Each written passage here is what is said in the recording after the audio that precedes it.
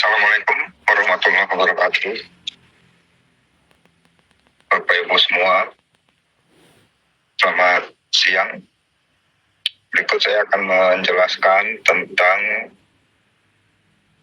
marketing plan jenjang karir yang ada di Gofund, yang mana banyak member atau leader yang belum memahami secara detail tentang jenjang karir yang ada di Gofund.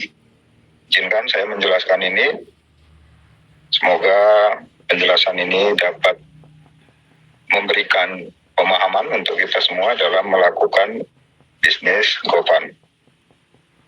Bapak Ibu, jenjang karir sebenarnya adalah sebuah sistem yang kita menggunakan sistem bot.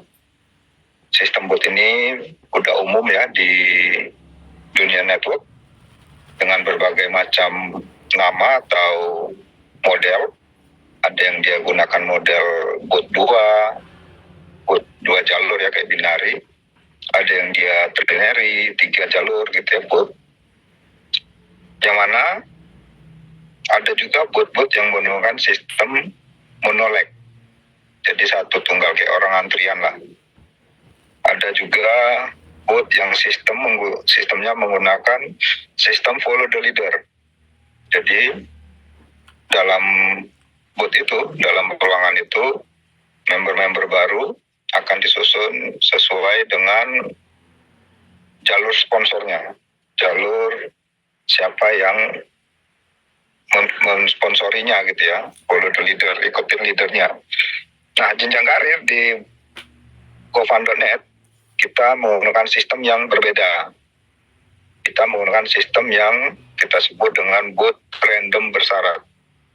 Jadi semua member yang masuk ke dalam bot kita itu bukan ID atau bukan member yang kita sponsori. Bisa jadi bukan yang kita sponsori. Atau yang kita sponsori malah berada di ruangan yang berbeda dengan ruangan kita.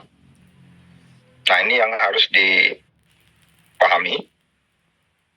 Di mana di sistem bot random bersyarat di Gofund, di jenjang karir kita mempunyai perbedaan gitu ya. Dengan rincian sebagai berikut. Sebenarnya kita ada 4 bot. Yang pertama itu bot lurah gitu ya.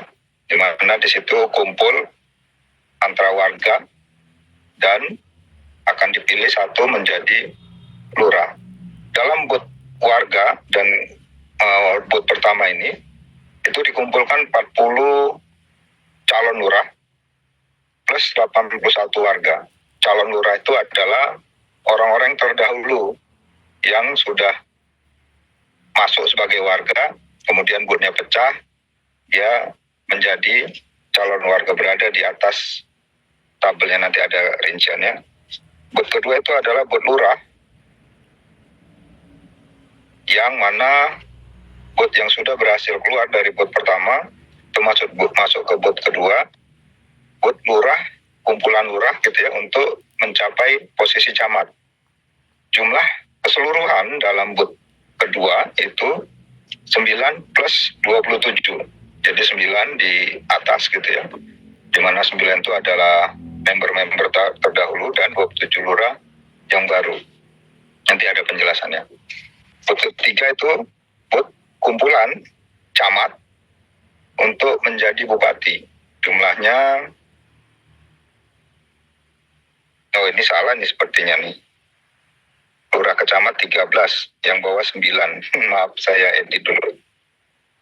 Ini kebalik, yang atas ini 13 tambah 27, yang bawah ini 3 tambah 9. Nah, maaf saya ulangi.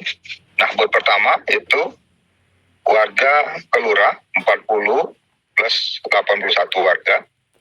Kemudian bot kedua lurah kecamat itu ada 13 plus 27. Bot ketiga camat ke bupati itu ada 3 plus 9. Bot keempat bupati ke gubernur 3 plus 9 juga. Ya, jadi ini yang harus dipahami tentang bot-bot yang ada di atau jenjang karir yang ada di gofund.net. Nah, kita masuk ke penjelasan lebih lanjut. Berikut adalah gambaran tentang bot umum dulu. Saya ingin menyamakan persepsi bahwa sistem bot yang ada di umum dulu saya sampaikan, di mana biasanya bot yang umum itu terdiri dari member terdahulu, itu ada 1, 2, 3, 4, 5, 6, 7, sampai ke 13. Ini kita gunakan contoh bot trinary atau 3 ya, lipatan 3. Di mana yang di atas adalah ID atau member-member terdahulu. Jadi setiap ruangan itu udah diisi sama member-member terdahulu. Kemudian member yang baru itu akan diisi sebanyak 27 ID. Karena tiap ID ini, tiap cabang ini 5, ini 3 di bawahnya, 6, ini akan ada 3, 7 juga 3. Jadi ada 27 ID baru yang akan masuk di ruangan ini.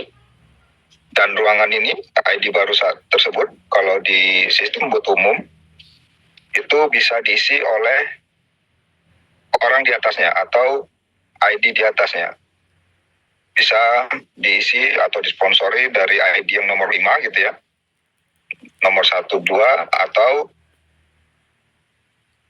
nomor 3 atau 4 gitu ya, diisi oleh ID ke-6.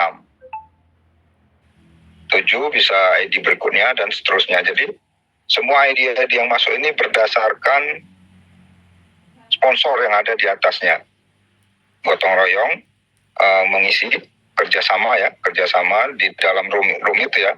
Dalam room itu nomor 1 sampai nomor 13 bekerja sama mengisi ID yang ada di bawahnya sebanyak 27. Jadi 27 ID di bawah ini diisi oleh orang-orang yang ada di dalam ruangan tersebut. Nah, inilah salah satu gambaran bot umum ya, di mana bot ini punya kelebihan dan kelemahan. Kelebihannya, jika di bot yang terdahulu leader-leadernya aktif, maka bot ini akan cepat terpenuhi dan akan segera pecah. Akan segera terpilih siapa pemenangnya gitu ya, atau siapa yang keluar dari bot ini sebagai pemenang. Nah, di bot ini kelebihannya di situ. Botnya bisa cepat terisi penuh jika orang-orang yang ada di bot atas tersebut orang-orang yang aktif mensponsori member-member baru. Nah, namun kelemahannya jika bot ini diisi oleh orang-orang yang pasif, maka bot ini tidak akan terisi karena semuanya nomor 1 yang di bawah ya sampai 27 itu diisi oleh orang-orang yang nggak aktif. Artinya botnya akan mati atau berhenti. Nah, ini salah satu kelemahannya bot-bot umum yang ada, sehingga ini tidak kita akomodir di dalam sistem gofund. Kita coba modif. Kemudian jika semua ini terpenuhi, artinya 27 ID ini terpenuhi, maka akan dipilih salah satu ID. Ada 2 cara pemilihan di umum gitu ya. Ada yang dia memilih nomor 1 dulu pecah. Kenapa? Karena dia orang yang paling atas. Itu biasanya kita sebut dengan monoleg. Jadi yang duluan antri, dia yang dapat duluan, otomatis nomor 1 yang pecah gitu ya. Atau pilihan kedua, itu orang yang paling banyak mensponsori dalam ruangan tersebut.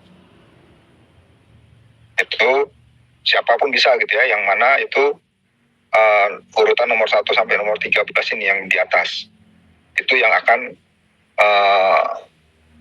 memimpin atau menikmati atau pecah dalam booth ini. Jadi pilihan pertama biasanya di umum itu urutan nomor 1 itu pecah duluan, artinya dia sistemnya monoleg ya, ngantri, yang di depan dulu pecah, nanti ini muncul ruangan baru, nanti yang pecah nomor 2, berikutnya nomor 3, 4, 5, 6, 7 dan seterusnya. Itu sistemnya namanya monoleg. Kemudian ada yang sistemnya sesuai dengan jumlah sponsor terbanyak. Nah, jadi ada sistem yang dia gunakan sistem sponsor terbanyak, maka dia akan pecah. Jadi nggak harus posisi nomor 1, bisa nomor 3 terpilih karena dia mensponsori paling banyak dalam grup itu, dalam ngisi di member baru. Nah, ini juga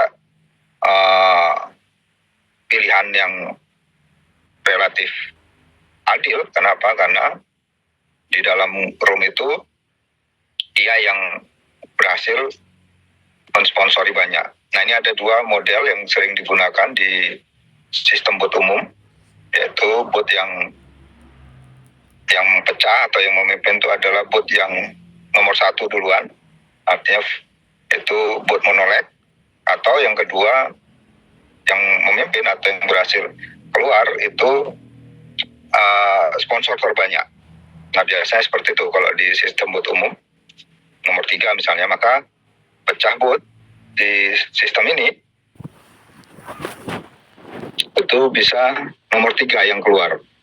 Nah, setelah pecah, ruangan ini kita beri nama dengan ruangan 1001 gitu ya. Nah, dari total ruangan ini, jika 1 yang keluar, kita anggap nomor 3 gitu ya, maka ID yang lain itu akan, atau setelah ini penuh gitu ya, pecah nomor 3 keluar sebagai pemimpinnya atau sebagai pemenangnya gitu ya, maka akan penuh, keluar 1, hasilkan 3 booth baru lagi. Booth baru atau ruangan baru, yaitu ruangan kedua 002, 003, 004, yang mana setiap member-member yang tadi berada di room 1001 yang belum terpilih, itu akan naik semua ke atas, walaupun tadi statusnya dia sebagai member baru. Nah, contoh yang 1, 2, 3 di bawah nih ya, B27. Nah, di ruangan baru, ruangannya beda-beda lagi, itu mereka akan berada di posisi atas.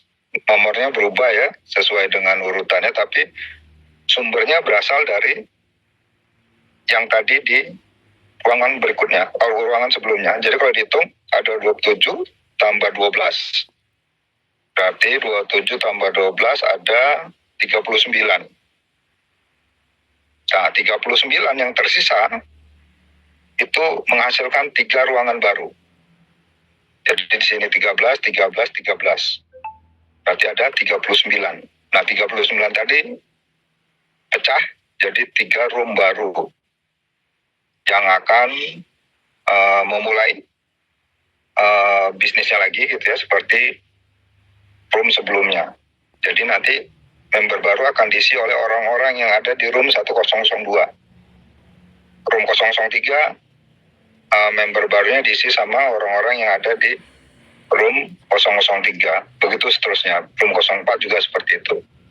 Nah, ini adalah gambaran room yang umum dalam sistem network marketing, baik itu monoleg ataupun follow the leader ya. Saya coba sederhanakan istilahnya, di mana sistem dalam room tadi akan pecah atau membentuk room baru, dan dalam pemilihan siapa yang menang itu menggunakan 2 metode. Metode pertama follow the leader, monoleg ya. Metode pertama monoleg.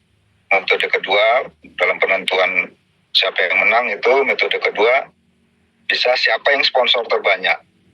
Nah, semua punya kelebihan, semua punya kelemahan. Tadi saya sudah sebutkan kelebihan dan kelemahannya. Nah, itu gambaran tentang bot pada umumnya. Nah, di GoFund kita menggunakan bot yang sama, artinya botnya hampir sama cara kerjanya. Yang membedakan, kita tidak menggunakan sistem follow the leader. Kita tidak menggunakan sistem monoleg. Jadi di GoFund Bapak Ibu, ini kita menggunakan sistem yang kita sebut random bersyarat. Kenapa? Nah, ini saya coba jelaskan dulu ya. Walaupun di dalam member area kita nggak gunakan titik-titik, bulat-bulat nol seperti ini, yang kita buat di dalam member area di booth pertama gitu ya, booth lurah, itu di atas ada calon lurah sejumlah 40. Ini saya coba simulasikan, jumlahnya kecil karena kalau 40 terlalu banyak dibuat nol-nolnya. Saya coba simulasikan secara kecilnya gitu ya. Nah, di atas ada posisi atau tempat duduk calon lurah. Ini hanya istilah calon lurah. Kemudian di bawah member baru atau ID baru itu kita sebut warga. Nah, ID 1 dan orang yang duluan gabung dan pecah ruangannya sehingga membentuk ruangan baru seperti ini. Nah, kita anggap ini ruangan 001 yang sudah diisi sama 40 calon lurah. Mereka statusnya masih warga, tapi kita gunakan istilah supaya membedakan mana member baru, ID baru sama ID yang terdahulu gitu ya. Makanya kita gunakan calon lurah sebanyak 40 kalau di halaman member kita gitu ya. Nah, warga atau ID baru itu di kita sebanyak 81 ID baru. Kenapa 81? Ya karena bisa diisi satu ID 3 gitu. Rata-rata kalau pilkada kan 3. Jadi sebenarnya kalau dibagi 3 itu hanya membutuhkan 27 member baru, itu udah pecah gitu ya. Nah, ini saya lanjutkan. Ini tabel di atas itu calon lurah, di bawah 81 warga. Nah, warga dalam sistem booth jenjang karir Gofan itu diisi bukan berdasarkan siapa yang mensponsori dalam room itu. Kita tidak menggunakan sistem itu. Kenapa? Karena ada kelemahan di sistem yang seperti saya contohkan tadi. Seandainya ruangan ini diisi oleh member yang tidak aktif, maka ruangannya akan mati. Artinya tidak akan memperoleh pemenangnya gitu ya. Nah, kita gunakan sistem namanya random. Random dalam arti setiap member yang gabung, ada ID yang gabung. Kalau dia gabung pilkada, artinya ada 3 ID gitu ya. Nah, itu kita random, kita isi kepada ruangan-ruangan yang sudah ada dan sudah memiliki kandidat lurah. Contoh misalnya ID 1 dia punya poin pribadi mendekati kandidat lurah. Kita bilang, kita anggap di atas 10 lah gitu. Artinya ruangan ini sudah ada calon yang akan pecah, maka room ini akan diisi otomatis dari semuanya, dari aktivitas semuanya. Walaupun di room ini hanya 1-2 orang yang bekerja gitu ya, maka ID akan terisi otomatis oleh sistem. Jadi sistem random mau dimasukkan ke room mana gitu ya. Nah, kita ilustrasikan room 1001 ini diisi. Setiap ada member dia masuk ke situ gitu ya. Walaupun Bapak Ibu mungkin belum mensponsorinya, ini berasal dari room lain gitu ya, maka room ini yang akan diisi terus sampai jumlahnya terpenuhi. Di sini saya kasih gambaran 27, kalau di tabel realnya 81 ya. Ini hanya simulasinya.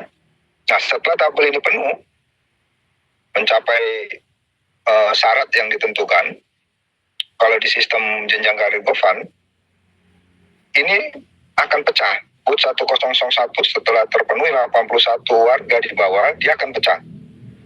Dia akan pecah, sistem akan memilih. Random bersyaratnya berlakunya di sana. Random bersyarat artinya, booth akan memilih siapa kandidat lurah dalam ruangan itu yang memiliki poin pribadi.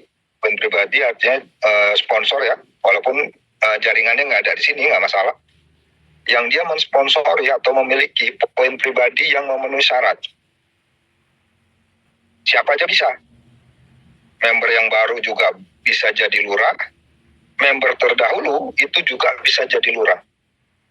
Nah, di sini sistem keadilan ya. Jadi kalau di sistem umum itu yang bisa pecah atau memimpin itu yang di atas saja, atau yang di nomor 1 aja. Nomor 1, nomor 2 gitu ya. Yang lain cuma nonton. Di sistem jenjang karir kita dengan menggunakan sistem random bersyarat, random, warganya di random, masuknya di random, nggak harus booth itu yang aktif yang terisi gitu ya. Nah, itu semua booth punya potensi yang sama terisi gitu ya. Tinggal nanti siapa yang memimpin booth tersebut atau yang jadi lurah itu adalah ID yang memenuhi syarat tadi. Syaratnya terpenuhi, minimal syaratnya.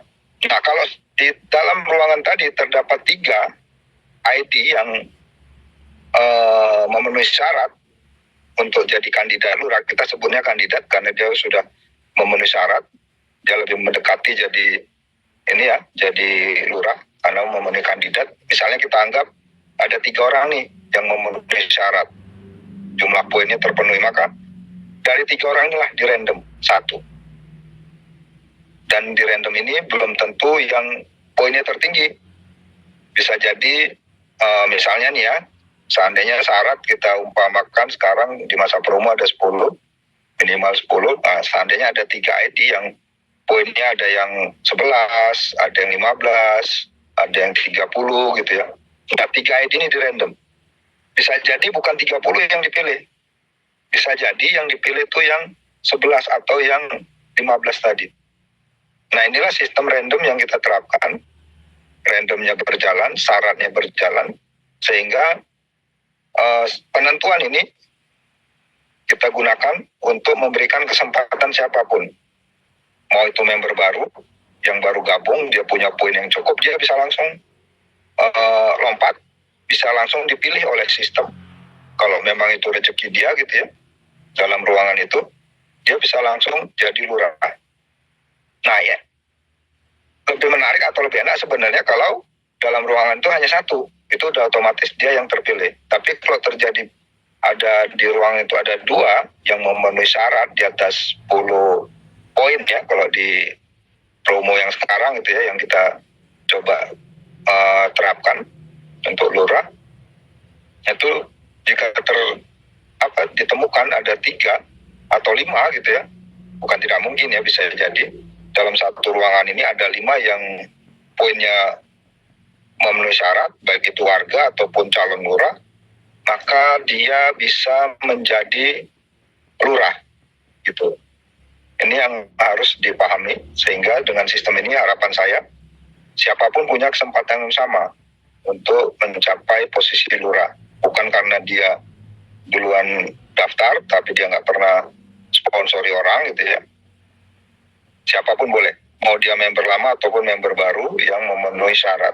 Nah, di ruangan ini dengan pola random tadi, insya Allah semua ruangan akan bisa pecah atau bisa dipilih salah satunya jadi lurah. Nah, ini gambarannya. Ini gambaran apabila terpilih terpenuhi gitu ya, dalam bot tadi terpenuhi, maka salah satu akan dipilih. Bisa nomor 3,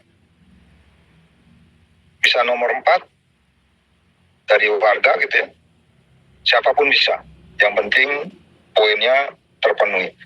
Istilah calon lurah dan warga itu hanya membedakan antara level yang di atas, karena level di atas itu adalah orang yang terdahulu yang bisa jadi udah pecah roomnya, dia naik ke atas gitu ya, pecah botnya, dia naik di atas. Nah, warga itu adalah ID yang baru. Tapi siapapun bisa menjadi lurah, baik itu warga ataupun calon lurah di atas yang memenuhi kualifikasi. Nah, setelah terpilih ruangan tadi, maka sisa dari semua ID itu akan dibagi, di random oleh sistem menjadi 3 ruangan, yang mana ID-nya dipecah, dibagi-bagi jadi 3. Jadi yang awalnya satu ruangan tadi ID kita misalnya ngumpul, nah dia bisa jadi beda ruangan lagi. Nah, beda ruangan tadi, ID-ID yang lama tadi, kalau yang kita lihat tadi ada 27 misalnya, kalau yang di tabel 81 ya.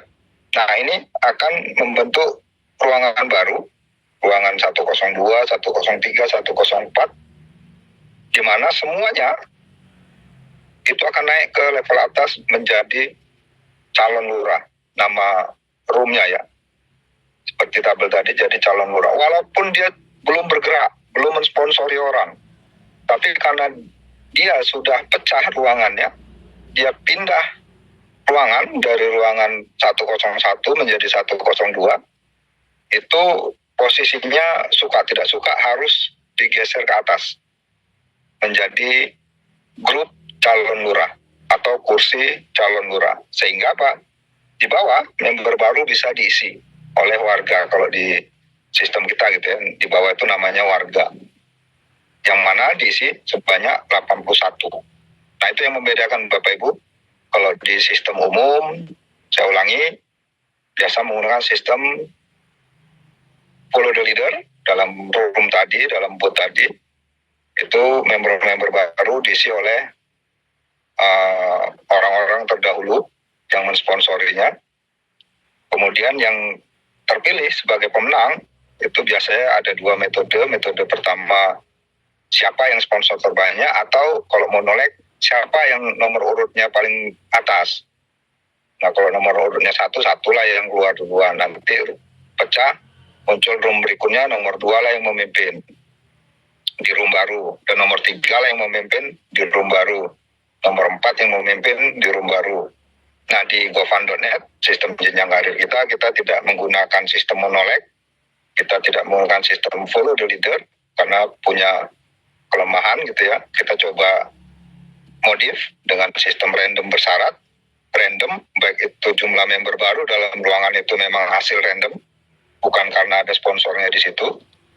Kemudian bersyarat, karena kita memilih kandidat pemenangnya itu berdasarkan syarat yang kita tentukan. Sehingga siapapun bisa mempunyai kesempatan menjadi lurah, walaupun dia hanya mengumpulkan poin pribadi. Nah, dalam room ini Bapak Ibu, ini menggunakan sistem gotong royong juga. Kenapa? Karena semua member yang masuk di ID warga itu nggak mungkin bisa diisi oleh satu orang. Bahkan bisa jadi bukan leadernya dalam ruangan tersebut. Nah, kita gunakan sistem nasional untuk mengisi semua room-room yang ada, dan itu diatur oleh sistem. Syaratnya dalam ruangan itu sudah ada poin. Sudah ada leader yang poinnya mendekati qualified, mendekati syarat ya untuk jadi kandidat. Misalnya dalam ruangan itu udah ada yang 10, 11 poin, udah syarat minimal kita gitu ya. Maka sistem nanti akan mengisi otomatis. Nah, jadi tugas Bapak Ibu apa? Perbanyak sponsor aja, otomatis poinnya banyak. Dimanapun Bapak Ibu berada dalam room lurah gitu ya, maka sistem akan mengejar room itu untuk diisi. Otomatis apa? Otomatis room itu akan segera pecah dan Bapak Ibu bisa memimpin jadi lurah. Kalaupun di dalam ruangan itu ada 2 kandidat, 3 kandidat, disitulah diuji atau di random, diambil salah satu. Mungkin pada kesempatan itu Bapak Ibu belum terpilih, tapi di ruangan terbaru Bapak Ibu punya kesempatan yang sama, nggak harus ngulang lagi atau nggak harus nambah lagi, karena udah otomatis memenuhi syarat, tinggal menunggu waktu untuk jadi lurah. Nah, itu dia ini yang kita gunakan di sistem jenjang karir kita. Berikut adalah istilah dan syarat. Tadi saya sudah ceritakan ya. Di kita ada istilah warga. Warga itu adalah ID yang masuk di level bawah sebanyak 81 kalau di booth lurah ya. Kemudian calon lurah itu ID yang berada di level atas sebanyak 40. Nah, calon lurah jumlahnya 40 bukan bukan karena jumlah poinnya dimasukkan di 40, tapi karena dia sudah melewati pecahan room. Jadi sebelumnya dia udah pernah jadi warga, roomnya pecah, otomatis dia harus naik ke level ke atas yang kita sebut calon lurah. Nah, ada satu istilah kandidat lurah yang selalu saya sebutkan gitu ya. Kandidat lurah itu adalah ID yang memenuhi syarat untuk dipilih random menjadi lurah. Yang mana kandidat lurah itu bisa dari warga, bisa juga dari calon lurah. Dari 40 itu atau dari 81 itu. Karena nanti kandidat lurah inilah yang kita random untuk menjadi lurah. Kemudian syarat untuk menjadi lurah, sesuai rapat leader yang pernah kita lakukan, sebenarnya kita menerapkan syarat minimal itu 30 poin. 30 poin itu kurang lebih kalau masing-masing member yang kita sponsori paket pilkada itu berarti butuh 10 member. Namun sesuai perkembangan dan kita sekarang lagi terapkan promo gitu ya. Untuk menjadi kandidat lurah, kandidat itu artinya memenuhi syarat dalam ruangan untuk terpilih jadi lurah itu minimal 10 poin. Saat ini kita sudah terapkan minimal 10 poin, dia sudah memenuhi syarat menjadi kandidat lurah. Kalau dalam ruangan itu hanya ada satu ID Bapak Ibu sendiri gitu ya, maka besar kemungkinan atau bisa dipastikan ID Bapak Ibu lah yang akan terpilih menjadi lurah pada room tersebut. Tapi kalau dalam room tersebut ada 2, 3, maka sistem akan random. Bisa jadi ID Bapak Ibu tidak terpilih, tapi akan dipilih pada room berikutnya. Karena sudah memenuhi syarat kandidat. Itu tetap jadi prioritas pada saat pemilihan lurah pada room berikutnya. Kemudian syarat menjadi camat. Awalnya kita sepakati 60 poin pribadi dan 300 poin grup. Poin grup itu dari jaringan di bawah kita 10 generasi poinnya.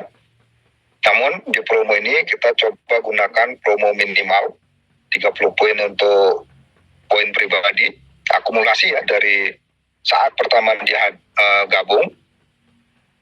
Kemudian poin grupnya 250 poin grup total. Jadi dia punya 30 poin pribadi, artinya dia punya 10 sponsor kalau dia paket pilkada. Dan 250 poin grup pribadi ini adalah syarat atau kandidat lah, kita sebut kandidat kuat untuk menjadi camat dalam ruangan lurah. Karena lurah nanti milih camat gitu ya. Nah Bapak Ibu, ini mungkin penjelasan yang bisa saya sampaikan, mudah-mudahan bisa dipahami dan tidak salah pengertian. Saya pribadi dan kita semua leader-leader Gofan, kita pengen punya network yang kuat, kokoh, tidak sekedar punya jenjang karir yang mentereng, tapi penghasilan yang nggak ada gitu ya. Kita pengen menciptakan lurah, camat, bupati, hingga gubernur itu betul-betul punya pasukan yang kuat, punya jaringan yang kuat. Makanya poin-poin ini adalah syarat untuk Bapak Ibu menjadi lurah, jadi camat, jadi bupati, jadi gubernur dengan simulasi yang selalu saya ulang-ulang dalam setiap presentasi supaya Bapak Ibu dalam mencapai posisi maksimal sebagai gubernur punya penghasilan pasif income minimal 25 juta. Mudah-mudahan bisa dipahami.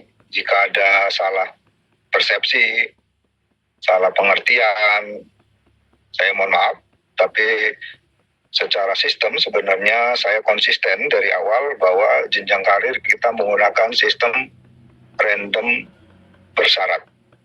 Masalah syaratnya itu bisa kita diskusikan bersama leader, karena saya tidak pengen otorisasi tangan besi ya dalam menentukan keputusan. Syarat saya selalu libatkan semua leader yang saya anggap bijaksana, saya anggap dewasa, saya anggap tua. Kenapa? Karena dalam bisnis network, saya rasa kita semua sudah dewasa ya. Mungkin dewasa tadi tidak pandang umur, bisa jadi yang umurnya banyak belum tentu dewasa, bisa jadi yang anak kemarin sore di network karena jam terbangnya banyak dan dia punya